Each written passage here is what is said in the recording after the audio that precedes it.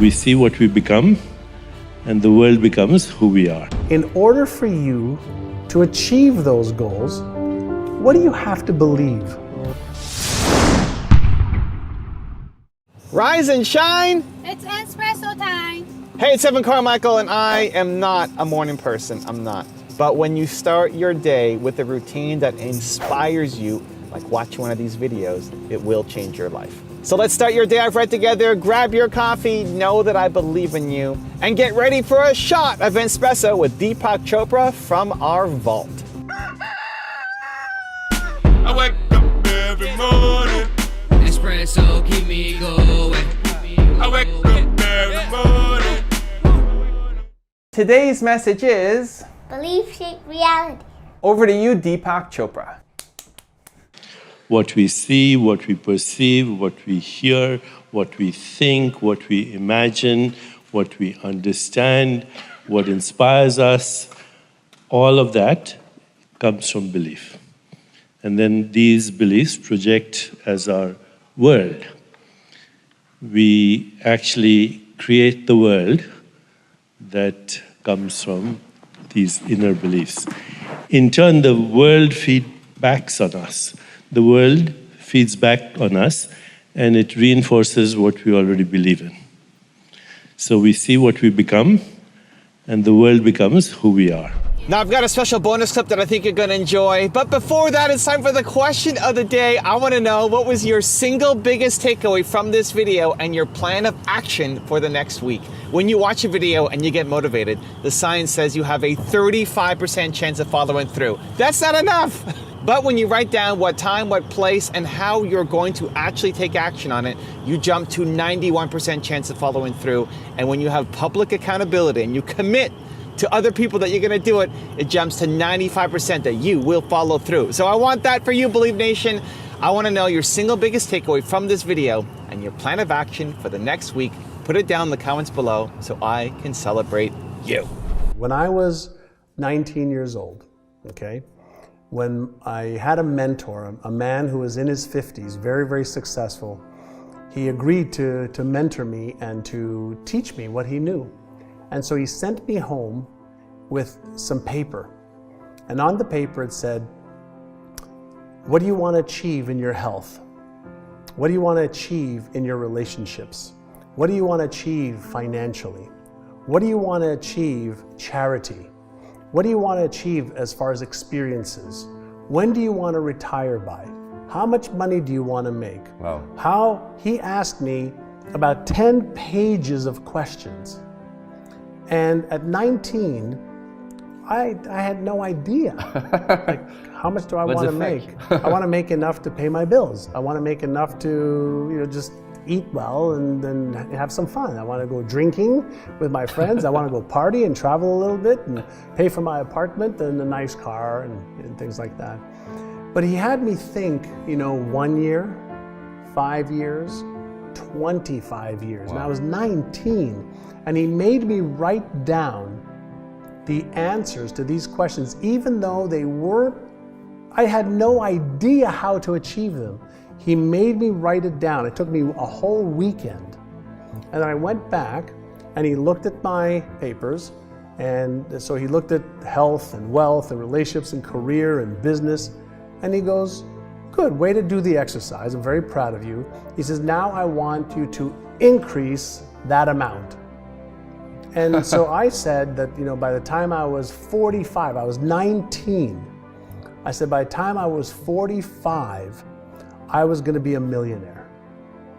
Nobody in my family was a millionaire. Not my aunts, not my uncles, not my cousins, nobody in the area that we lived in. And I wrote that down. And he said, no, that's not enough. He says, you could do better than that. And I'm like, I'm swallowing, I'm scared, I'm afraid. How am I going to become more than that? How can I have all of this? He says, don't worry about the how right now. You worry only, and not even worry, but you write down what you want. And so I went back home and started to write again. And took another, half a day to redo my goals. And he said to me, great, now in order for you to achieve those goals, what do you have to believe? Wow. I said, well, I have to believe that I can. I have to believe that I deserve it. And even though I didn't believe that I deserved it, he said, what would you think you had to believe? I have to believe that it could be done. I have to believe that I could learn the skills. I would have to believe. So he made me write out what I would have to believe. Great question. And then he said, great, what do you think you would have to do every day? Wow. I go, Amazing question. well, I guess I would have to come to work every day, and I'd have to really get good at what I'm doing, and I'd have to learn more than I'm learning right now because I hated to learn back then, and I'd have to, gain more skills, which I didn't have any. The only thing I was good at was I had an easy time talking to people like I am with you now. And he said, great, well, let's make a list of all of these things, and let's come up with a plan to do this. He said, so every day, let's look at some beliefs.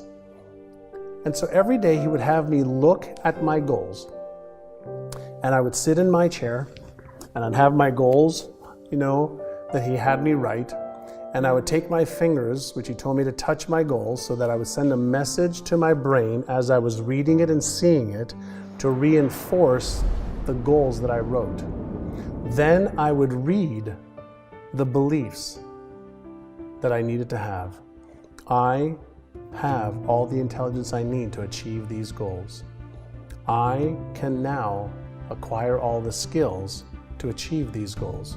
And I read about 20 or 30 different beliefs every day.